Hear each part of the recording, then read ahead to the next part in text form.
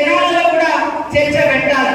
మహిళల విషయంలో కూడా ప్రతి ఇంట్లో మహిళ ఉంటారు, వారందరినీ కూడా ఎలాంటి వడ్డీ లేని రుణాలు ఇచ్చి లక్షాధికారులను చేయడమే లక్ష్యంగా పెట్టుకొని మరి కాంగ్రెస్ ప్రభుత్వము పనిచేస్తా ఉంది. బీజేపీ కొంతమంది బీజేపీ కొత్తదని అనుకుంటున్నారు. కొత్తది ఎందుకు? 10 ఏళ్ళు వాళ్ళే కదా దేశంలో అధికారంలో ఉన్నది.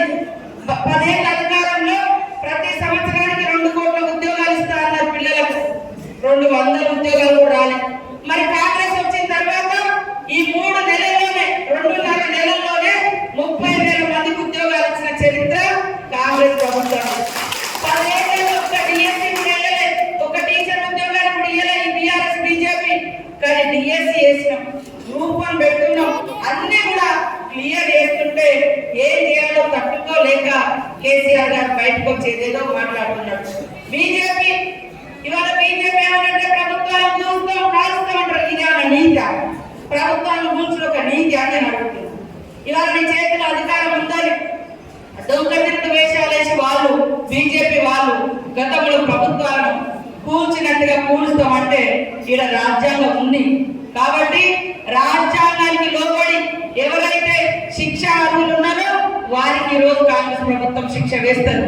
కానీ రాజ్యాంగానికి వ్యతిరేకంగా కూడా బీజేపీ శిక్ష వేస్తామంటే ఇది ఎవరు సహించలేనటువంటి విషయము.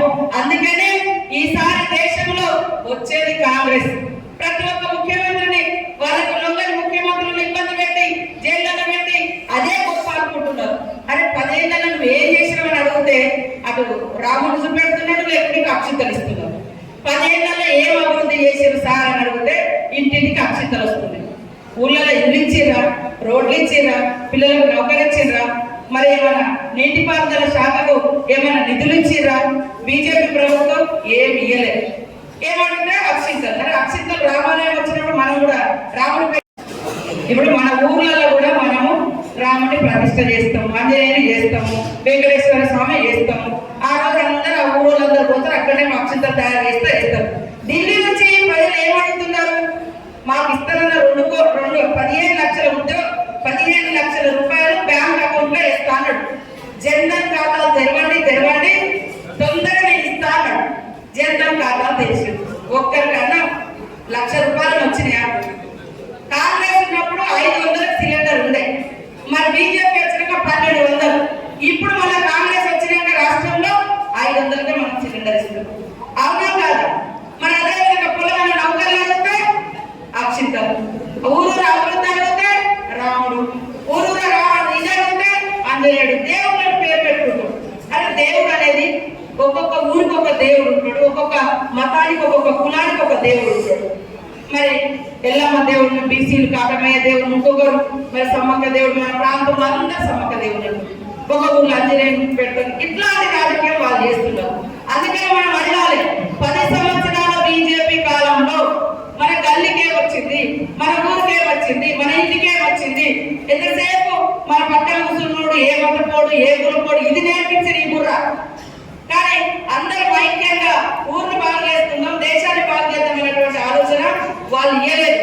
కాబట్టి రాహుల్ గాంధీ గారు ఈ రోజు కష్టపడుతుంటే ఆ కుటుంబం మీద బండలేసి ఇబ్బంది పెట్టి మరి కాంగ్రెస్ లేకుండా చేయాలంటే, కాంగ్రెస్ లేకుంటే ఈ దేశానికి స్వతంత్రం వచ్చేది కాదు.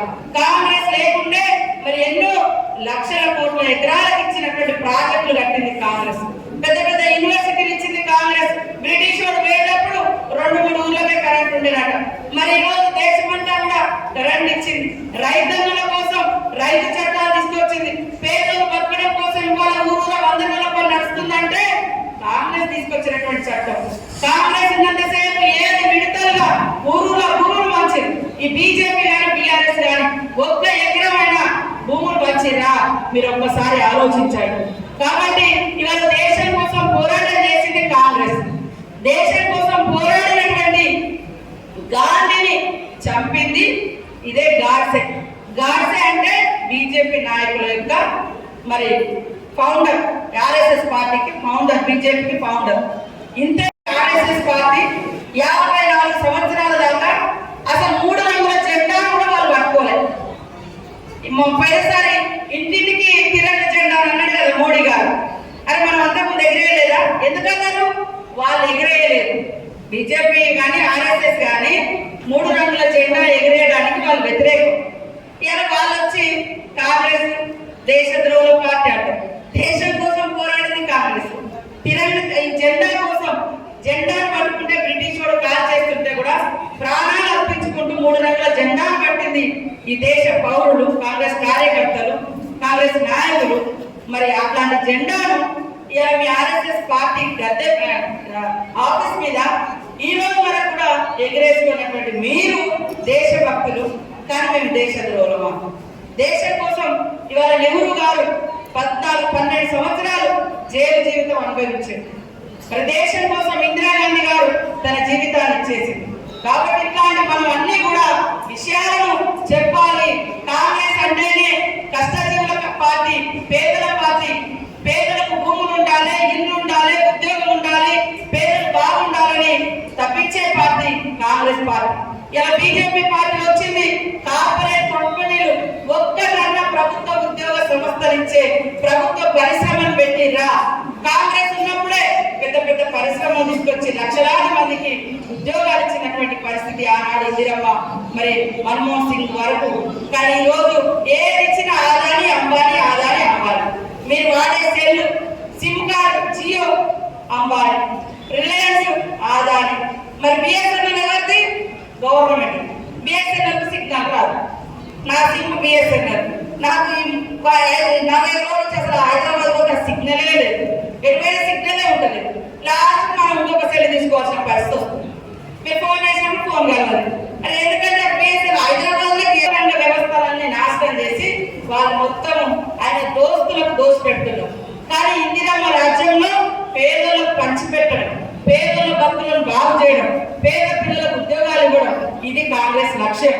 కాబట్టి దయచేసి వాళ్ళ మాటలు, వీళ్ళ మాటలు, మాయ మాటలు పట్టించుకోకుండా మీరందరూ కూడా కాంగ్రెస్ పార్టీని బలోపేతం చేసుకోవాల్సిన అవసరం ఉంది. అక్కడక్కడ కొంతమంది పార్టీలో కలవడానికి వస్తున్నారు. మంచి వ్యక్తులు హైవే ఏపీ నాగరం దాకా, ఏపీ నాగరం బ్రిడ్జ్ అయినా, మా కస్తూరి బాలైనా, మోడల్ స్కూల్ అయినా, మరి వందలాది ఊళ్ళలో అంగన్వాడీ సెంటర్ బిల్డింగ్స్ అయినా చాలా వరకు మరి ఆ రోజు కాంగ్రెస్ ప్రభుత్వం అదేవిధంగా సెంట్రల్ మినిస్టర్ గా వారు ఉన్నప్పుడు తీసుకురావడం జరిగింది. ఇంకా వారికి ఉన్నటువంటి అనుభవంతో. కాబట్టి ఏదున్నా నేను ఒకటే ఇందాక చెప్పినట్టుగా ఎంపీ ఎలక్షన్స్లలో ముందుగానే మీ అందరితో మీటింగులు పెట్టి మండల ఇన్ఛార్జీలను కూడా వేస్తాం. 10వ తారీఖు నుంచి మీకు అందరికీ ఉగాది దాకా సెలవు అంటే క్రమబద్ధం చేసుకోవాలి. ఉగాది తర్వాత ఒక్క నెల రోజులు కష్టపడండి. 5 ఏళ్ళు మేమిద్దరం ఉంటాము, ఖచ్చితంగా అద్భుతాలను సృష్టిస్తామని తెలియజేస్తాము. నాకు ఎందుకంటే కేంద్రంలో వచ్చేవాడిని ఈ మనలాంటి వెనుకబడ్డ ప్రాంతాలకు లక్షల నిధులు, కోట్ల నిధులు ఉంటాయి. కానీ గతంలో ఒక్క రూపాయి కూడా తీసుకురాలే వాళ్ళు. బలరామన్నకు తెచ్చే అనుభవం ఉంది, తెచ్చిన పరిచయాలు ఉన్నాయి, చేయగలుగుతాడు. కాబట్టి నాకు తోడుగా ఉంటే ఒకరోజు ఒకరమైనా కూడా ఎప్పుడు ఏరియాలో అందుబాటులో ఉండి పని చేస్తాం. దయచేసి అశ్రద్ధ చేయకండి. ప్రతి ఇంటికి వెళ్ళి ఓటు అడగండి. ప్రజలకు మేము ఇచ్చిన గ్యారంటీలు ఇవి అమలైన ఎన్నికలు అయిన తర్వాత మిగతాయి కూడా చేస్తామనేటువంటి వాగ్దానం మీరు చేయాలని దయచేసి అన్నం పెట్టకండి. ఏదో మాట్లాడుకుందామంటే అంత దుర్మార్గానికి పాల్పడ్డారు, అంత అన్యాయం చేశారు, 7 లక్షల కోట్లు అప్పు చేశారు. కాబట్టి ఆయన కూడా సీఎం రేవంత్ రెడ్డి గారు, మన క్యాబినెట్ మినిస్టర్స్ ఎప్పటికప్పుడు కూర్చొని మరి మాట్లాడుకొని ఇచ్చిన మాట ప్రకారం ప్రతి మహిళ ఈ రోజు ఉచితంగా బస్సు ఎక్కుతున్నారు. ప్రతి ఇంట్లో 200 యూనిట్ల కరెంటు ఖర్చు వేస్తుంటే ఫ్రీగా ఇస్తున్నారు. 5 లక్షలతో ఇందిరమ్మ ఇల్లులు కూడా మనం ఆల్రెడీ ప్రకటించిన వస్తాయి. రైతు బంధు కూడా 92-93% రైతులకు వచ్చింది. పెద్ద రైతు తాగింది తప్పకుండా. గతంలో అయితే ఎంతమంది రైతులకు ఇచ్చిరో ఈ అందరికి కూడా వస్తాయి, వేస్తూనే ఉన్నారు, వేస్తారు. అట్లాంటిది ఎక్కడ ఆపలేదు. కావాలని టీఆర్ఎస్ నాయకులు మరి రైతు బంధు రాలేదని మరి మోసపూరిత మాటలు మాట్లాడుతున్నారు. 92% రైతులకు ఇచ్చారు. రానిది ఎవరికంటే కేసీఆర్ ఫామ్ హౌస్ కు రాలేదు, కేటీఆర్ ఫామ్ హౌస్ కు రాలేదు, కవిత ఫామ్ హౌస్ లకు రాలేదు. కానీ రైతులకు వస్తున్నాయి. ఇంకెవరైనా మిగిలినా కూడా వాళ్ళకు వస్తే వాళ్ళు కొంత చేస్తున్నారు. ఏం దొరకలేదు. చిన్నది ఏం చేయాలి, నేను కొద్దిసేపు ఏదో కరెంట్ పోయింది అనుకో, ఒక ట్రిప్ ఏదైనా వైర్ పోయింది, దాని ఫోటో తీసి పెడతారు. ఒక ఊర్లో ఎక్కడో గతంలో కూడా అనేక ఊర్లలో మంచినీళ్ళు రాలేదు. ఇప్పుడు ఎండ తీవ్రత ఉంది, ఎండలు కొట్టి భూగర్భ జలాలు అడుగంటిపోతున్నాయి, బోర్లు ఎండిపోతున్నాయి. దానికి కూడా కాంగ్రెస్ కారణం. మరి మీరు ఒకటే చెప్పాలి, కరువు వచ్చింది కాంగ్రెస్ తెచ్చిందంటే వర్షాకాలము జూన్ నుంచి డిసెంబర్ దాకా ఉంటుంది, డిసెంబర్ నుంచి నవంబర్ దాకా ఉంటుంది, నవంబర్ నుంచి దాదాపుగా చలికాలమే ఉంటుంది, నవంబర్ నెల నుంచి. మరి మనం వచ్చింది డిసెంబర్లో, చలికాలం చలికాలం తర్వాత ఎండాకాలం. మరి ఎండాకాలంలో ఒక్కొక్కసారి ఎండలు బాగా ఉండొచ్చు, ఒక్కొక్కసారి ఎండలు తక్కువ ఉండొచ్చు. దాని కూడా మనం చూడాలి. మన పార్టీ వాళ్ళ అధికారంలో ఉంది, అధికారంలో ఉంది కాబట్టి మరి అనేక డెవలప్మెంట్ కూడా జరుగుతుంది. ఇప్పటికీ వాస్తవానికి మరి మేడారానికి 105 కోట్లు, అదేవిధంగా దాదాపుగా ఆర్ఎన్బిలో కూడా 100 కోట్లు, దాదాపుగా పిఆర్ లో సిసి రోడ్డు కావచ్చు, మరి ఇతర ప్రతి ఊరు నుంచి ఊరు కావచ్చు 250 కోట్లు. అదేవిధంగా మరి మంచినీటి కోసం కూడా స్పెషల్ డెవలప్మెంట్ కింద ఊరులో మంచినీళ్ళు కావచ్చు, లేకుంటే ఇతర గుడి పని కమ్యూనిటీ వాళ్ళు వాటి కోసం కూడా సీఎం రేవంత్ రెడ్డి గారు ప్రత్యేకంగా మరి 10 కోట్లు, ఇట్లా వందలాది కోట్ల రూపాయల వర్క్స్ ఇప్పటికే వచ్చి ఉన్నాయి. ఎలక్షన్ కోడ్ ఉంది కాబట్టి చాలా పనులు పెండింగ్ లో ఉన్నాయి. ఎలక్షన్ అయిపోయిన తర్వాత ప్రతి ఊర్లో మరి మనం గతంలో ఎన్నికలలో ఏవేవైతే ఒప్పుకున్నామో అవన్నీ కూడా చేయించే బాధ్యత నాది. మీరు ఏ ఊళ్ళైతే ఏమేమి హామీలు ఇచ్చిండ్రో అవన్నీ చేయించే బాధ్యత మీది, నాది. నేను ఫండ్స్ తీసుకొస్తా, దగ్గరుండి మీరు చేయించాలి, క్వాలిటీగా చేయించాలి. కొన్ని సిసి రోడ్లు గతంలో గత ప్రభుత్వంలో సిసి రోడ్లు పోతే ఇటు పోసి తెల్లారి కూడిపోయింది. అట్లా కాదు, మన ఆరోగ్యం చెప్పిన 100 ఏళ్ళు గుర్తుండే పనులు చేద్దామని. నేను ఆరోగ్య ఎన్నికల ముందు నా మీద ఎంతో కుట్ర చేసారు, రకరకాల ప్రయోగాలు చేసారు, రకరకాలుగా ఇబ్బందులు పెట్టారు. కొంతమంది వదిలిపెట్టి అధికార పార్టీని వదిలిపెట్టి వచ్చారు. కానీ అప్పుడు వచ్చినప్పుడు వాళ్ళందరినీ కూడా మనం హక్కున చేర్చుకోవాల్సింది, ఎందుకంటే ఎన్నికల కంటే ముందు కూడా వచ్చారు. ఇప్పుడు మళ్ళీ ఎన్నికలు, ఈ ఎన్నికలలో కూడా మనం ఎక్కడెక్కడ వీక్ ఉన్నాం, ఎక్కడెక్కడ మైనస్ ఉంది, మనమంతా ఓవర్లుక్ లో పోవద్దు. ఎప్పుడు కూడా ప్రతి ఓటు ప్రతి ఇల్లు మనకు ముఖ్యమే. వాళ్ళందరికీ సంక్షేమ పథకాల గురించి చెప్పాలి.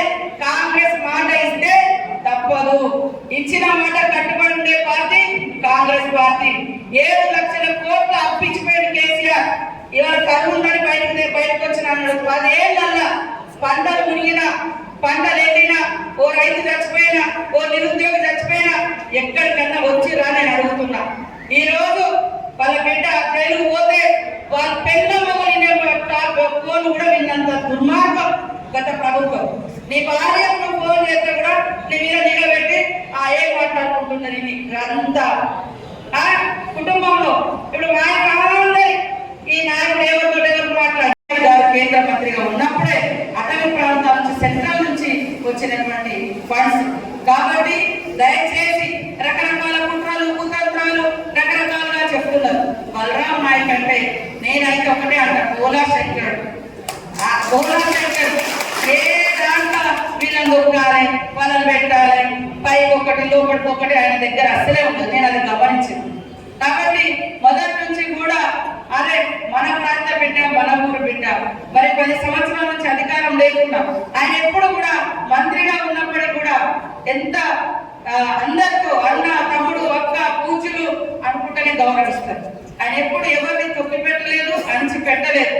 కాబట్టి మనం ఖచ్చితంగా ఇక్కడ ఉన్నటువంటి ప్రతి కార్యకర్త కాంగ్రెస్ నేను అనుకునేటువంటి వాళ్ళు ఇవాళ ఎవరి కోసం జరిగే ఎన్నికలు, కేంద్రంలో మన పార్టీ అధికారంలో రావాలి.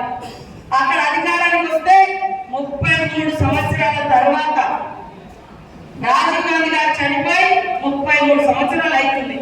మరి ఒక్కసారైనా వాళ్ళ కుటుంబంలో 3 సార్లు ప్రధాని అయ్యారు. వాళ్ళ కుటుంబంలో ఒక్కరికన్నా ప్రధానమంత్రి వచ్చిందా? తీసుకున్నారా? తీసుకోకుండా దేశం కోసం, దేశ భవిష్యత్ కోసం పాటు పడుతున్నటువంటి కుటుంబం, పోరాడుతున్నటువంటి కుటుంబం, త్యాగం చేసినటువంటి కుటుంబం ఇందిరమ్మ కుటుంబం. మరి ఆ కుటుంబంలో ఈసారి ఖచ్చితంగా మన నాయకుడు, మన ప్రాంతాలంటే అభిమానించే నాయకుడు మరి రాహుల్ గాంధీ గారిని ఖచ్చితంగా ప్రధానమంత్రిని చేయాలంటే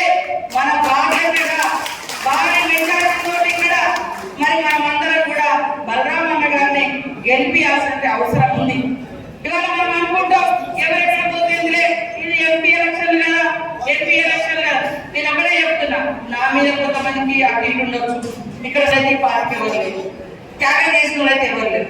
వాళ్ళ కోసం కూడా మేము పనిచేయం, మేము అటుపోతాం ఇటుపోతాం అంటే అట్లా అందులో పార్టీకే వద్దని చెప్తాం. అవసరం లేదు అసలు. అసలు ఈ ఒక్క నెల రోజులు కేటాయిస్తాం.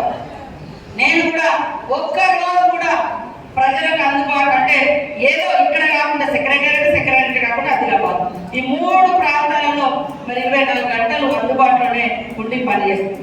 అక్కడ కూడా మహబూబాద్ ఆదిలాబాద్ మన పుట్టిన వెళ్తే ఆదిలాబాద్ ఈరోజు నాకు బాధ్యత ఉన్నారు ఊరు కాబట్టి అక్కడ ఒక ఆదివాసీ గోల్డ్ మహిళకు టికెట్ ఇవ్వడం జరిగింది. ఇక్కడ ఒక లంబాడ సోదరుడు మరి ప్రాంత నాయకుడు ఒక చిన్న స్థాయి నుంచి వచ్చినటువంటి వ్యక్తికి మరి కేంద్ర మంత్రిగా చేసి మరొకసారి టికెట్ ఇవ్వడం జరిగింది. అనేక మంది రకరకాల కులాల పంచాయతీలు మతాల పంచాయతీలు తెస్తా ఉన్నారు. ప్రాంత అభివృద్ధి కోసం పాటుపడ్డాడు. మరి ఓలా వాస్తవానికి ఆయన ఎలాంటి కుట్రలు కుతంత్రాలు తెలియనటువంటి వ్యక్తి. ఎంతో మంది ఆఫర్లు ఇచ్చినా కూడా పార్టీ మారకుండా పనిచేస్తున్నాడు. కాబట్టి ఈ టికెట్ ఎంతో మంది ఆశించిన మరి సీఎం రేవంత్ రెడ్డి గారు బలరామన్న గారి యొక్క కృతజ్ఞత భావం తెలుసు కాబట్టి అవకాశవాదంతో పార్టీని మారకుండా ఓడినా గెలిచిన కాంగ్రెస్ నాకు ఒక అవకాశం ఇచ్చింది, ఆనాడు గెలిచిన వెంటనే కేంద్ర మంత్రి చేసింది అనేటువంటి భావంతో ఈ రోజు వరకు 2 సార్లు ఓడిపోయినా కూడా పార్టీలో ఉన్నాడు. కాబట్టి మరి అది దృష్టిలో పెట్టుకొని సోనియమ్మ గారు, రాహుల్ గాంధీ గారు, ఖర్గే గారు, రేవంత్ రెడ్డి గారు అందరూ అనుకొని టికెట్ ఇచ్చారు. ఆ ఇచ్చిన టికెట్ ను మన ప్రాంతంలో మనం అధికారంలో ఉన్నాం కాబట్టి మరి వస్తాం లేకపోతుండే కాకుండా భారీ మెజార్టీని ఆయన సొంత నియోజకవర్గము మన ములుగు బలరాం నాయక్ గారు. మా ఇద్దరిని కూడా పక్క ఊర్లే, మా ఊరు ఆయన ఊరు దాటంటే మా ఊరు పోవాలి. కాబట్టి బలరామన్న కాంగ్రెస్ లో ఉన్నా నేను టీడీపీలో ఉన్నప్పుడు కూడా ఇంకా పార్టీలో విభేద అభిప్రాయాలు కూడా ఆయనకు వేరే వాళ్ళం, కానీ నాకు బలరామన్నకు ఎప్పుడు కూడా విభేదాలు లేదు. అన్న చెల్లెల్లాగా మేము కలిసి పనిచేసాం. ఏ ప్రోగ్రామ్ ఉన్నా కూడా కలిసి చేసినాం. ఇవాళ ఈ రోడ్డు కూడా వారు కేంద్ర మంత్రిగా జంగాలపల్లి నుంచి గాంధీనగర్ దాకా ఇవాళ ములుగు హాస్పిటల్ మా సోదరులు తెలుసుకోవాలి. అప్పుడు నేను ఎమ్మెల్యే ఉన్నా, ఆయన కేంద్ర మంత్రిగా ఉన్నాడు. 5 కోట్ల నిధులు వారు తీసుకొస్తేనే హాస్పిటల్, కాకపోతే వేరే వాళ్ళ పేర్లు వచ్చినాయి. ఇవాళ నేషనల్ హైవే కోసం ఢిల్లీ దాకా ఈ మన ఏదైతే ఈ రోడ్డు ఉందో ఆ రోజు నుంచి ఆయన ప్రయత్నం చేస్తే వచ్చినటువంటి రోడ్డు వైండింగ్ వెడల్పుతో మల్లపల్లి నుంచి మహబూబాద్ దాకా కూడా మరి బలరాం నాయక్ గారు తీసుకొచ్చినటువంటి రోడ్ అది. ఇవాళ ములుగులో ఉన్నటువంటి మోడల్ స్కూల్ కావచ్చు, మన జవహర్ నగర్ లో ఉన్నటువంటి మోడల్ స్కూల్, అదేవిధంగా చల్వాయిలో ఉన్నటువంటి మోడల్ స్కూల్, ఇవన్నీ కూడా మోడల్ స్కూల్ కావచ్చు. అదేవిధంగా